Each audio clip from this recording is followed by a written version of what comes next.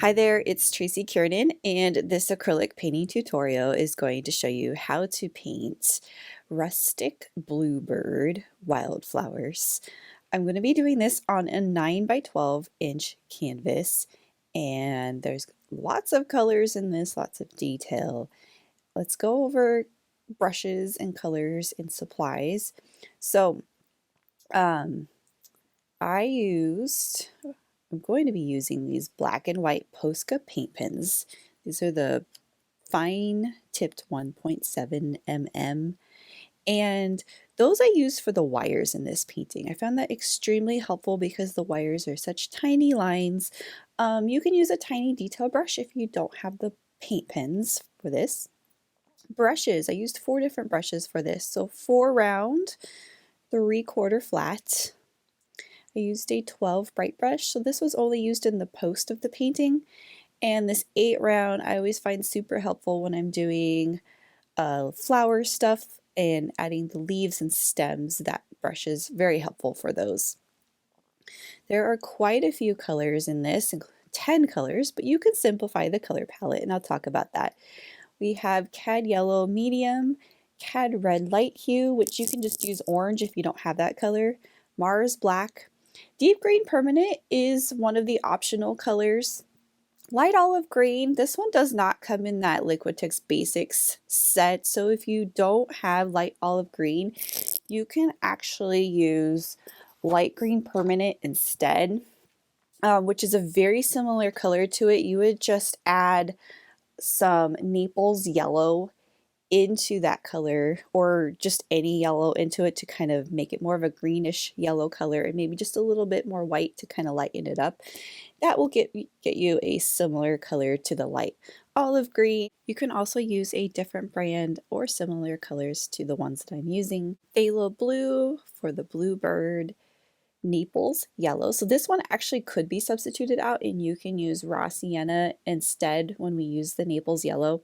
Titanium White, raw sienna, which is a very close color to that Naples Yellow. I do recommend you use the raw sienna because that's how we're gonna get that brown color in the post, and the medium magenta. So let's go ahead and get started. We're gonna start by painting this really bright light green background, and we're gonna be adding bokeh into the background as well. So this is a 3/4 flat brush, and I have 3 colors on my palette. I have the light olive green, I have Mars Black and Titanium White, and I'm working on a 9 by 12 canvas. So I'm basically starting at the bottom, and right now my goal is just to kind of fill the canvas up. I am going to make it darker on the bottom and lighter at the top, but for now I'm going to fill about half of the canvas with this light olive green colors. So just kind of big paint strokes that are going in different angles, kind of choppy and textured. Before this dries, take your brush and on the corner just add a very tiny amount of Mars Black. You only need a little bit of this for this to happen, but see how you're just loading that right there on the corner, and then little bits at a time. Blend that at the bottom. Make sure you don't grab a big chunk of that black because it'll take over very, very fast, but it is darkening that green at the bottom. So I'm blending that right onto the canvas, and it's turning kind of dark. So we want dark on the bottom, and we want this to gradually get lighter towards the top. So a little bit more black in there, just little dots of it at a time, and blend that on the canvas. I'm still painting in angle paint strokes. You don't need to blend it all the way, it just needs to turn into a dark green. Take more of this green, and I just went ahead and not rinsed my brush, but I just kind of mixed whatever was left on my brush with that green on the palette. So this is kind of a medium green area. Now, when we're ready to introduce the white, you want to make sure that there's not a lot of black on your brush. If there is, go ahead and rinse and kind of start over. But in this very top kind of third of the painting, we have the olive green mixed with the white, that titanium white. And you want to do the same thing that you did on the bottom. So you're mixing the green and white together on the canvas so that it becomes a lighter kind of a lime green at the very, very top of the painting. And you're still doing these textured paint strokes. So this is our first layer. All the canvas should be covered. We will be adding the bokeh in the next step, but you want to just kind of make sure that this isn't soaking wet. It could be a little wet, but not soaking wet. So let it dry just a little bit, but it doesn't have to dry all the way. And then I'm going to show you how to do the bokeh effect. I'm just going to add a little bit more dark down here with my green and black. And so when you're ready for the little blurry dots in the background, let's rinse our 3/4 off and let's get our number 4 round brush. So there's two ways we can do this. We can paint the dots, circles with the round brush, or we can use our finger, and I'll be doing both. This is Naples Yellow that I'm loading onto my palette. So if you're not using Naples Yellow, you can use the raw Sienna for this instead. And then a little bit of more of the olive green color, and we'll be using this white. So let's start by making our first bokeh dot. And I have the olive green and white mixed together equally. I'm going to take my round brush, and you want to kind of wipe this off. You don't want a lot of paint on the brush. This shouldn't be a very thick solid dot. It should be kind of dry brush and see-through. So wiping some of the brush off when you load it onto the palette, or having like a towel in your hand and wiping that off is helpful. You're just painting a circle, and as you get on the outer parts of the circle, your paint will run out and it'll just kind of dry and blurry. So you want to have it be kind of more solid in the center, and then it just gets kind of blurry on the edges of the dots. So with this effect, we are doing different variations of our color on our palette. So there's really no kind of right or wrong way to do this. You just want to make sure you're not putting too much solid paint on there. So as you go to reload the brush to paint each individual circle, you're just changing the color variation of it. You're changing the size too. So there's some large ones, and then there's also some small ones, and some of them are overlapping each other. So this one is overlapping that one, and it's a different size. So the other way we can do this is actually a little bit faster, and it does create kind of a slightly different effect. So we're going to use our finger, and it's kind of the same concept. You just don't want a lot of paint on your fingertip, because then it's going to be too much paint. You're just taking that and creating your circle. So that one makes it kind of easy to make the blurriness on the outside of the dot, but it doesn't give it as consistent of a look as the round brush does. I'm actually going to just use both of these techniques. So I'll go back and forth between fingertip and brush, because there's a lot of bokeh dots in this background, and this step actually takes a little bit of time to do. And you're basically doing this all over. Again, you want to make sure that it's not a very solid layer of paint. It's dry, kind of see-through. So that time I loaded too much white on my fingertips, so I just kind of wiped it off really quick. Took my finger, smeared it out to create the blurry dot effect.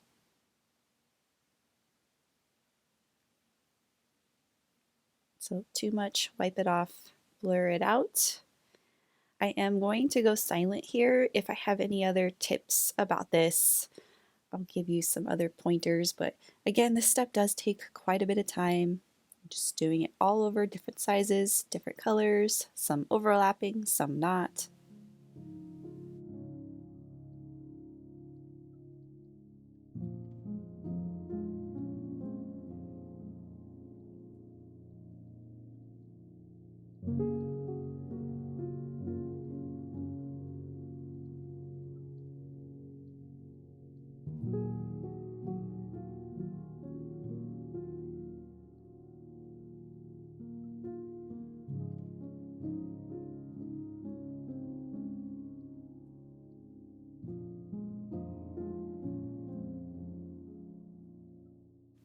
Another technique you can try is taking the round brush and creating the initial little circle and then using your finger to smear that out. Also, I want to point out that I'm not doing a lot of the darker green circles in the upper part of the sky background area. I don't even know, that's not really sky, it's just kind of green background. Because that's supposed to be lighter up there. And actually, I'm not using any black for any of these dots. I am using the green, but there's not very many kind of solid green dots at the very, very top. There are a few lighter white dots towards the bottom that create some really pretty contrast when you do the lighter green dot against the background, the darker part.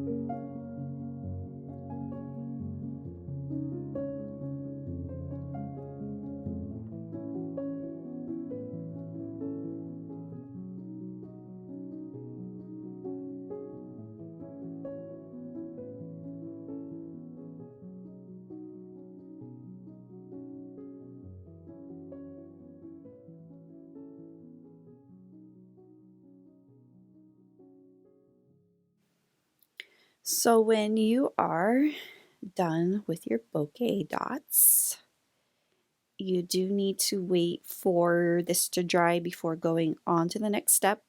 And if you think that maybe you don't have enough, you can always add more later after we paint some of the other things in the painting.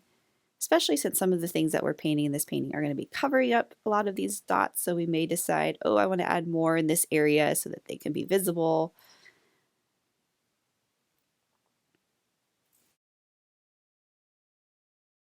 When you're done with the background and it's dry, get a piece of chalk or pencil and we're going to draw out this post. So I'm going to start not in the center, but towards the right. In fact, the center of this post is about the third mark. So if we divided our painting into three, there'd be a line at the 1/3 mark on the right. That's about where that center of this post is. And I'm just going to draw a 2 lines. So these aren't exactly parallel. It gets kind of narrow towards the bottom of the post and then it gets wide towards the top. It doesn't go all the way to the top. It goes up to about the third of, or 2/3 up the painting. And then we can see the little kind of rounded top edge of it that kind of slants down. We'll be using the number 12 bright brush, and you see me mixing a dark brown on the palette. So to make this raw sienna into a dark brown, you need to mix a little bit of black into it. In fact, this first layer is actually going to be super dark. It's almost just a black layer. So I'd say about equal parts of the raw sienna and Mars black. Maybe a little bit more raw sienna. And take your 12 bright brush and just define the shape of that post. So I want to make sure I'm painting up and down paint strokes.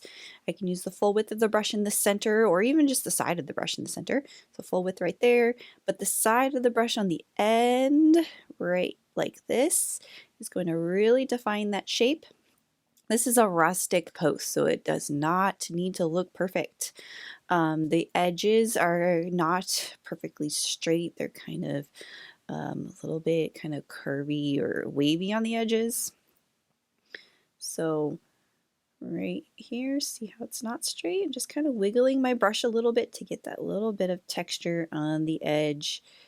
And I'm going to define this top part. It's a little bit rounded at the top. And I am adding some color variations in here. So a little bit more of the raw sienna towards the top, but we will be adding highlights and texture to this post. So if it's all the same color for you right now, that's okay.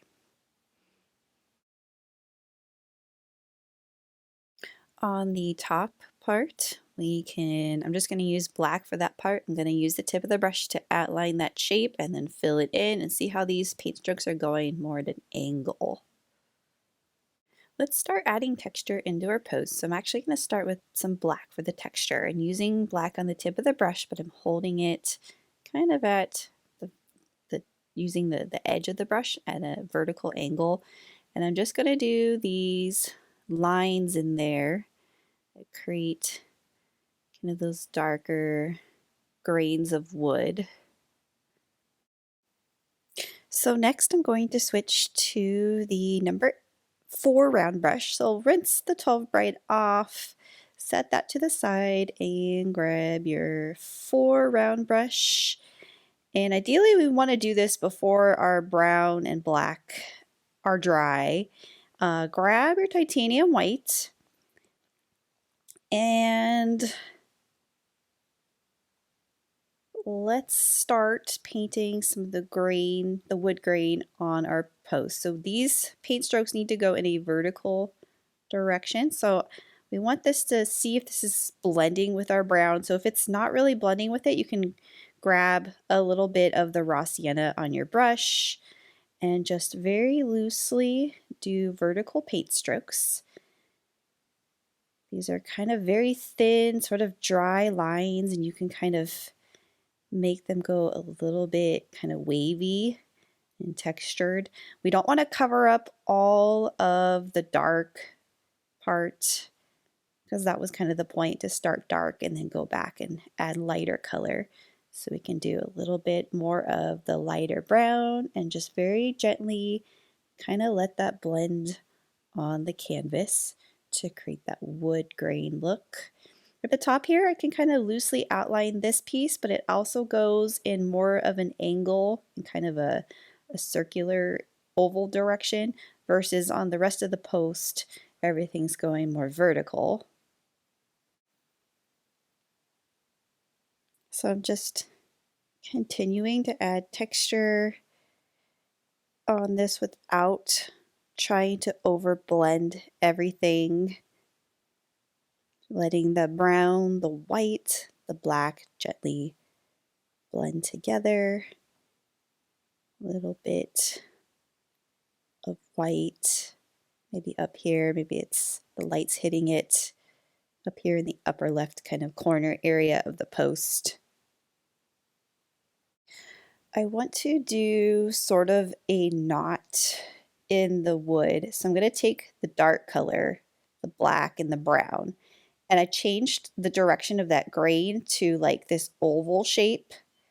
And then around that sort of like cat eye oval shape, I did the grain so that curved direction goes around that shape, and that creates the effect of that little notch in the wood.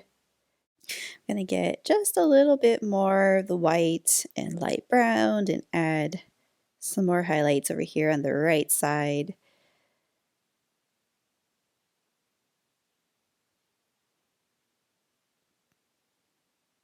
The white really adds to the sort of rustic look that we're going for in this post. We are going to go ahead and move on to the next step, which is painting the wildflowers. And we need the color medium magenta on our palette. We're going to paint the pink flowers first. And you'll need a clean number 4 round brush. You'll also need some titanium white, so if you need to freshen up your white on your palette, go ahead and do that. So let's rinse and dry our brush. Grab pink and white. So let's mix pink and white together on the palette. I'm going to kind of twist my brush, and that allows that paint to get right to the tip of the bristles of the brush. So because we only see the side view of these flowers, I'm just going to paint petals that are going on this bottom kind of half, but none that are going sticking up, if that makes sense. So basically you're just starting, they're all kind of like meeting together in the center, and then you're just kind of stroking down. So the petal itself gets kind of wider and more rounded on the end of the petal, and narrow towards the top kind of center of the flower.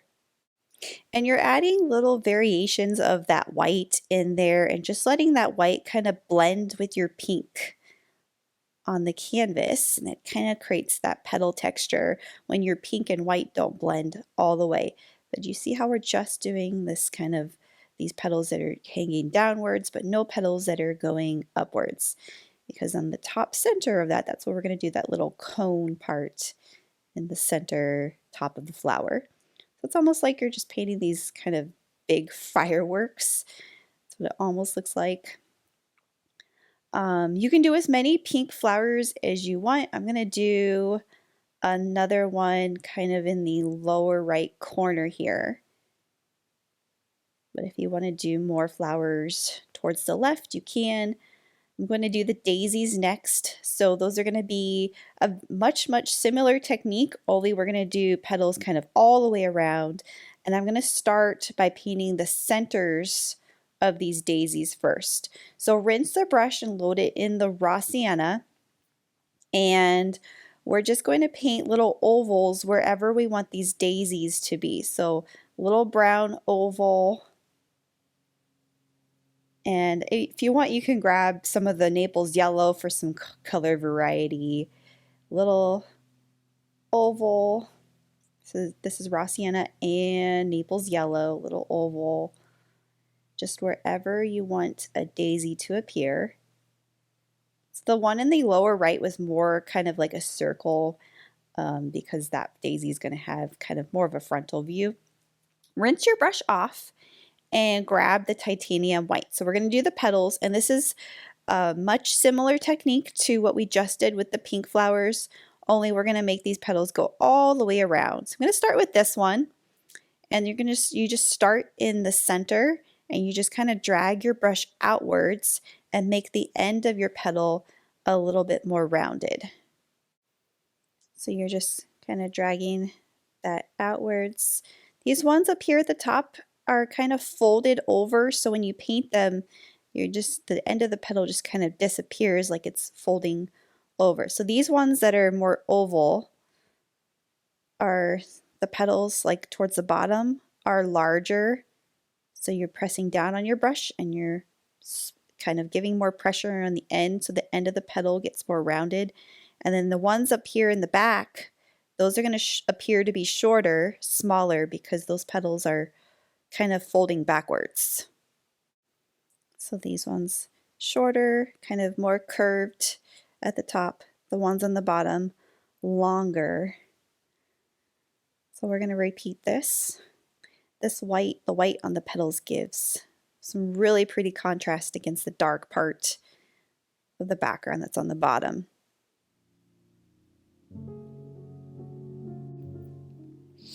So again, we're just curving these guys at the top so that they're smaller, and the petals at the bottom curve also but are longer.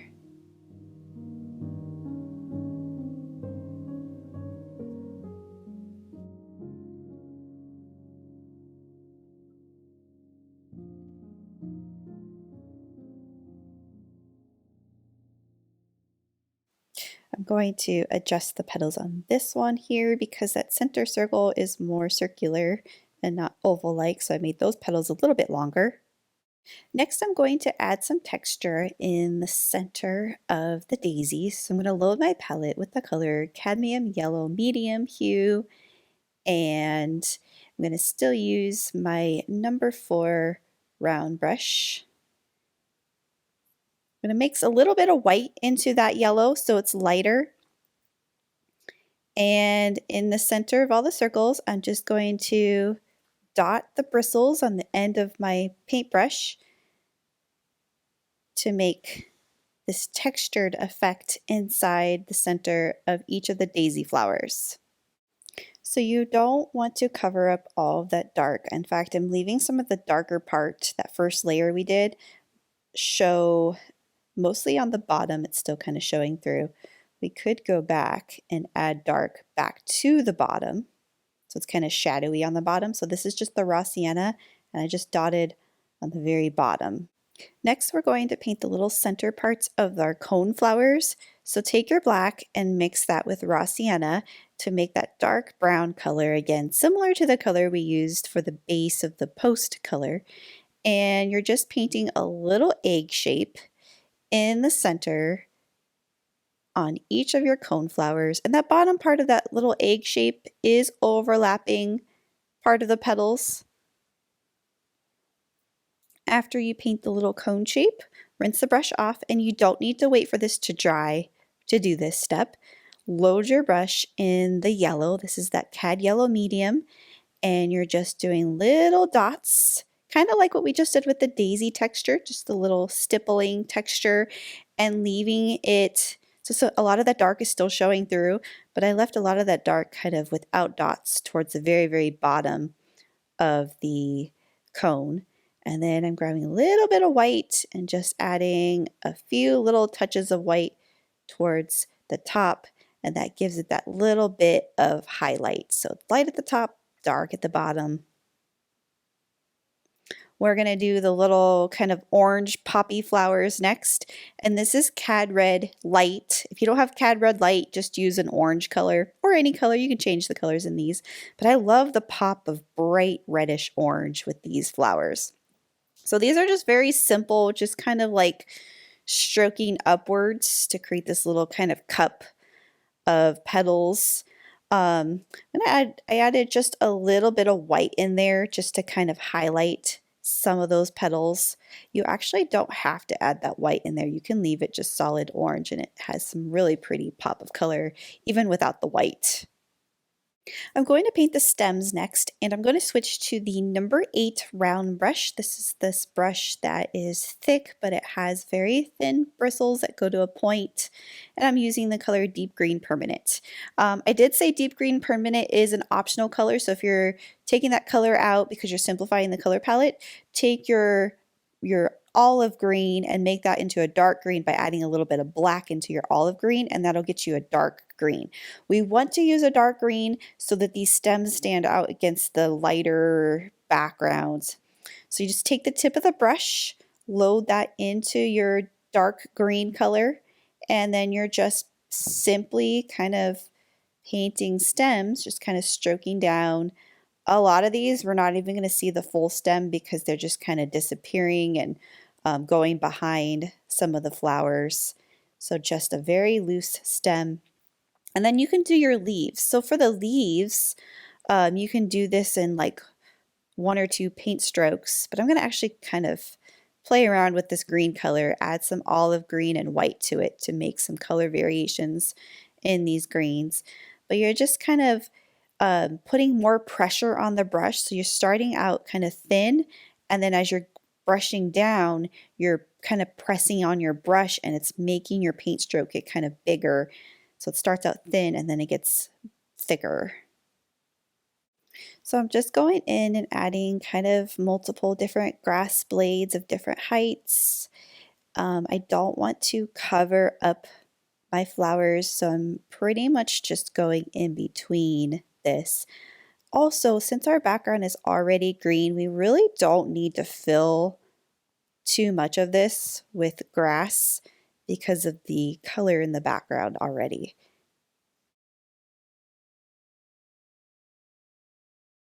We are next going to paint/draw the wires, and I really like using paint pens for such detail work like this. If you don't have this paint pen, you can actually use an 8-round brush and use the tip of that to do these really fine lines. But I'm just going to paint this wire, and ideally that pink flower should be dry and that orange flower should be dry, especially since we're going over it. And you're just doing a very, very kind of like wiggly line, and it's going diagonally starting from the top of the post, and then a second wiggly line that's going opposite of that, so it gives it that kind of like chain look. And then we're going to do like the little spikes that are kind of coming out from the wire, so you can just do this like little curvy sharp line going out from the top and the bottom. You can even draw like a little X on the wire.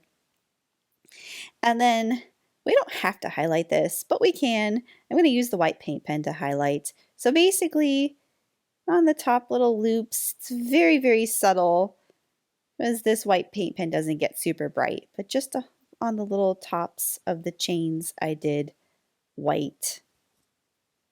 And we're going to do the second part of the little chain that's going on the top part of this post. So again, a very, very kind of dense, wiggly line, and then another one that goes the opposite direction for the loops. This white pen is going to help this to kind of show up better against that dark part of the background, but I'm just doing just the top part of the wire, the little loops at the top with the white, and then we can do a few little spikes in there. This next part of the wire is going to go from the top of the post to the far left of the painting, and it's actually going to kind of dip down because there's going to be a bird perched on it. So again, really wiggly line going down and off the edge of the canvas, and then opposite direction to give it that kind of looped wire effect. So with these paint pens, you don't want to press really hard because sometimes they'll splash. So you're really holding it kind of lightly and just giving that pressure, that light pressure right there on the tip of the pen. So a few little spikes kind of throughout the wire. And we can go back with the white paint pen. So same thing, just at the top, but we're not pressing super hard with this. Pressing super hard might get it to splash. We don't want that to happen. Sometimes you'll even get that little puddle of like paint from the pen if you press too hard. So very, very light pressure. And that gives it that little highlight on the wire. I actually love how this looks even without the bird. So if you wanted to simplify this painting, you don't have to do the bird. I'm going to take this wire and go down, and we can kind of make it look like it's going around the post opposite direction.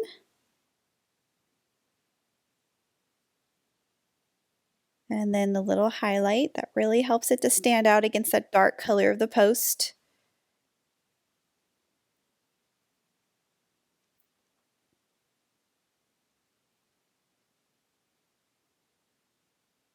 And then over here, that one kind of goes out towards the left.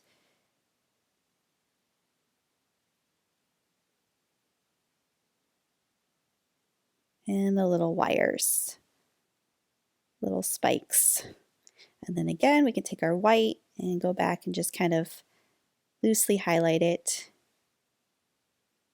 So if you're not going to do the bird, you could perhaps add bees in this painting, little bugs, or just leave it like this, or maybe even add more flowers.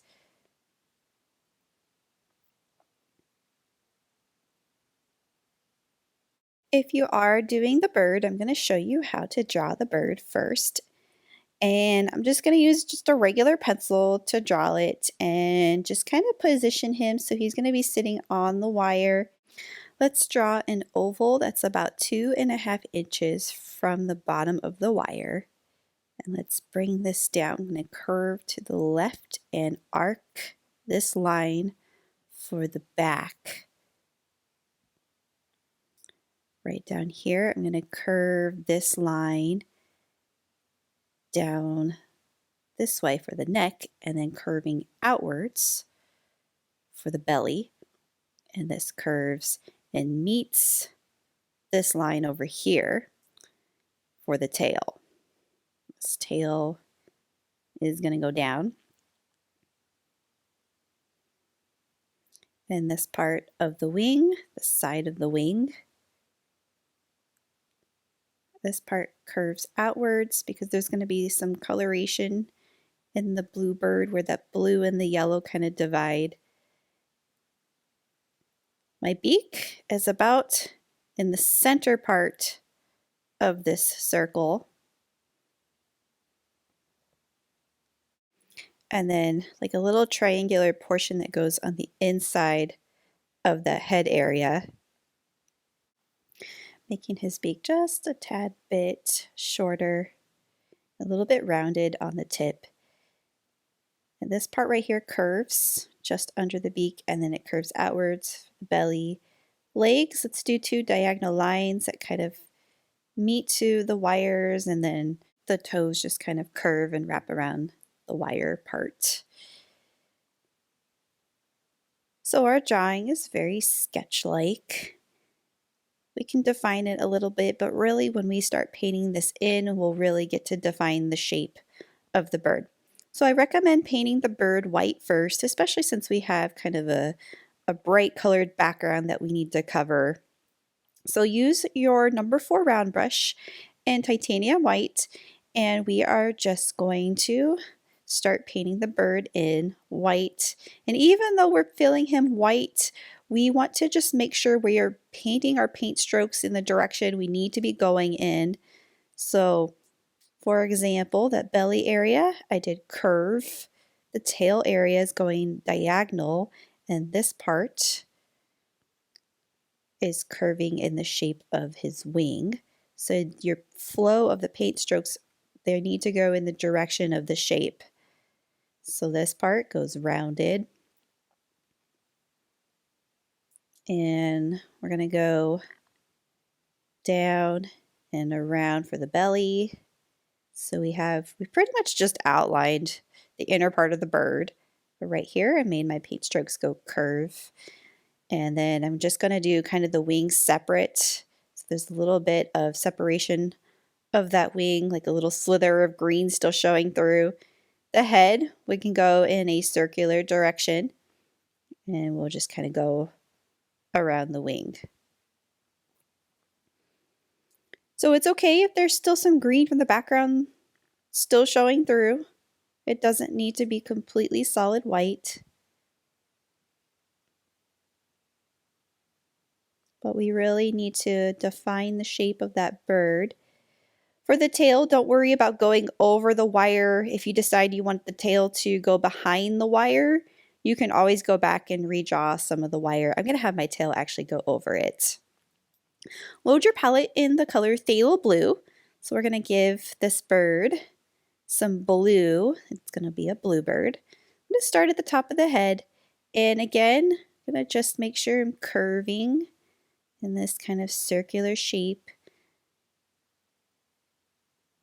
I'm going to go around and form this sort of like head area, head and cheek area that's blue.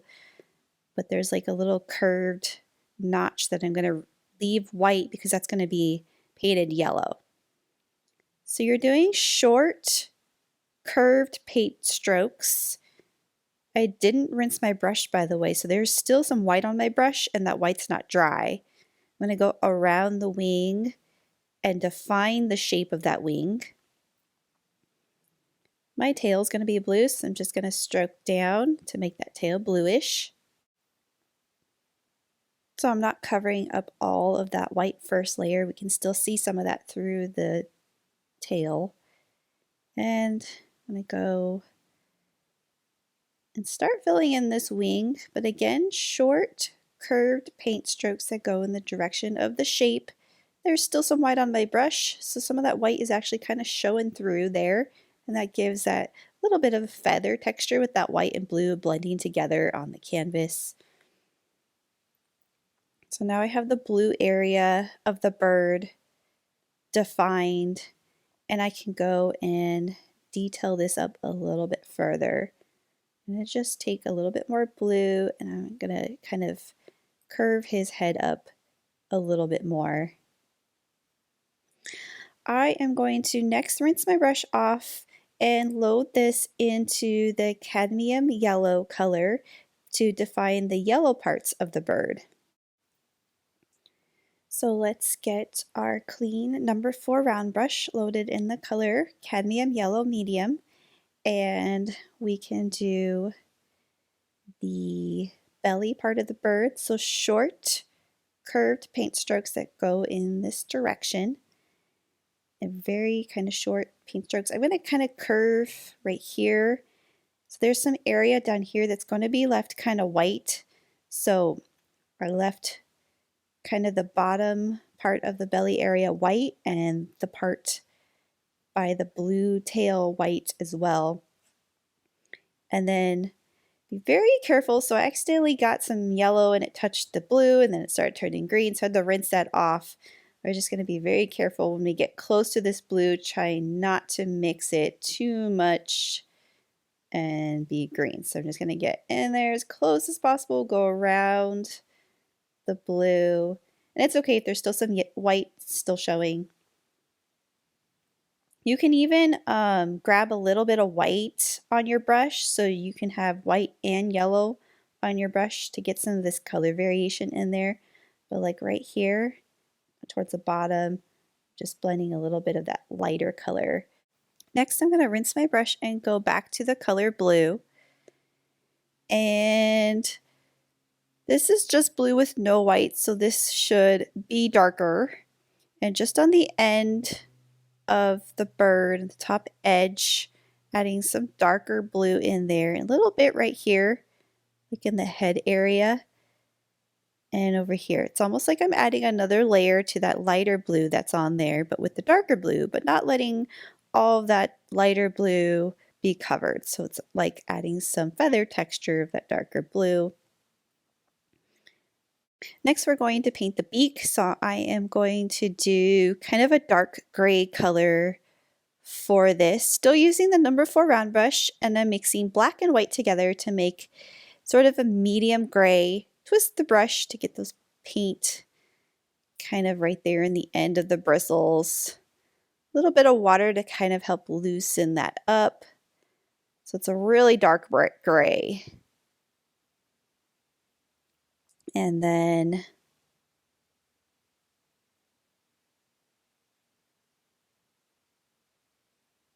we're going to paint the shape of the beak. So it starts kind of on the inside part of the head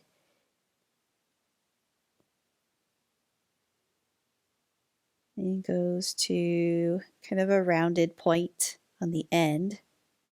Grab a little tiny bit of titanium white, and on the bottom of the beak, I'm actually going to go back, and this part's going to be lighter just on the bottom. So now it stands out. We can see the top and the bottom of the beak. I'm going to rinse and grab just the black again to do the eye. So I'm going to do like a really tiny kind of a circle right there in the center. So it kind of lines up to that middle line of the beak. So it's like above that middle line of the beak. I'm going to grab my gray again and do the legs and the toes. So I'm not going to get super detailed with the toes and the legs, so just one little kind of paint stroke going curved around to make it look like he is perched on the wire. So different variations of the gray, so you can load your brush in a little bit more black one time and then a little bit more white another time to get that color variation. I'm going to add a little bit of light gray on the bottom area, and I'm actually going to just kind of make this a little bit fluffy towards the bottom where the legs are attached to the bottom part of his belly. A little bit of gray on the tail as well.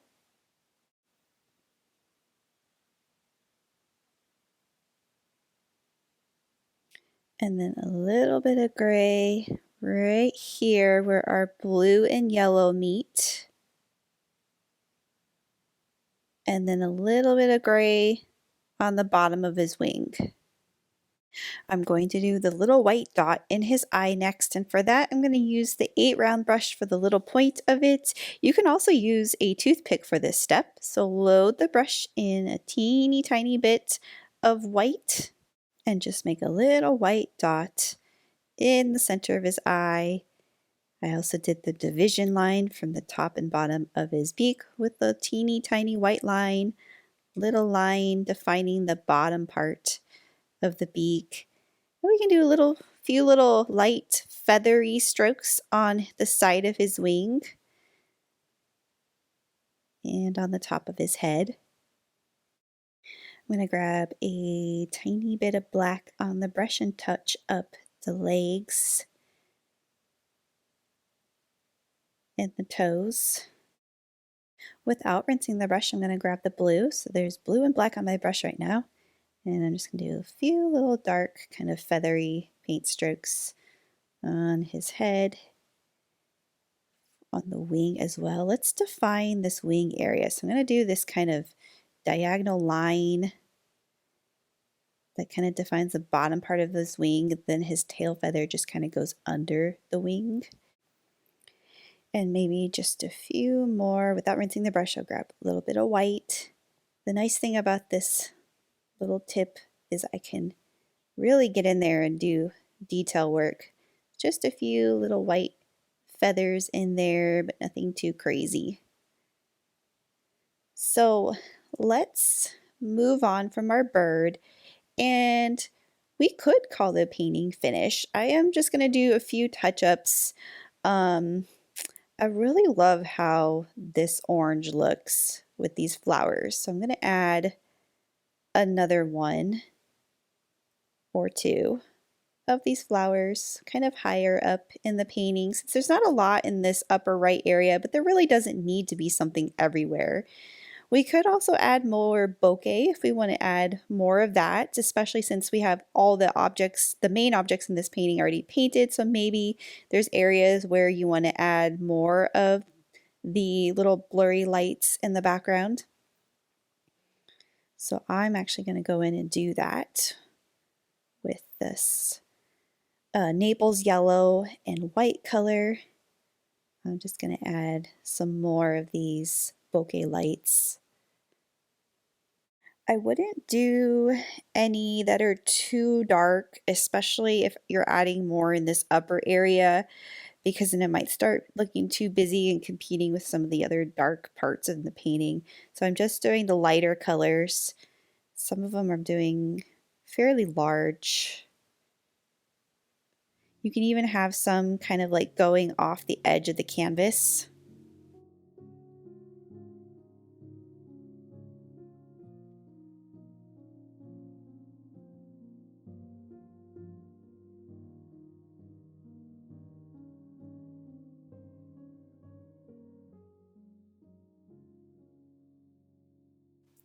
I'm going to do something else to the eye. I'm actually, and this is optional, I'm going to just take the white and add one more dot in there and just kind of loosely outline the bottom part of the eye so that the shape of the eye stands out a little bit better. If you don't like that look, you can just simplify it the way it was before and not do that. A little bit of outlining on the legs and the top part of the beak. I'm also going to use the 8 round to add a few more grass blades in there. We can mix our olive green with the deep green permanent or just use the deep green permanent, but I'm just going to have a few pieces just kind of sticking up behind the wire, but I don't want it to get too busy because of all the bokeh dots in the upper part of the painting. We don't have to saturate it more with grass blades. Something you can do if you're working on a stretched canvas is paint the sides of the canvas. So you can even do this when you have leftover paint on your palette. So just take the green. If you want, you can extend the posts and the flowers, but you can do that all around your canvas. And the last thing I'm going to do is sign my name. So I've been using the paint pen lately for signatures. I'm going to do lower right signature. And this is the conclusion of how to paint Rustic Bluebird Wildflowers. Hope you enjoyed this one. Thanks for watching and thanks for painting with me.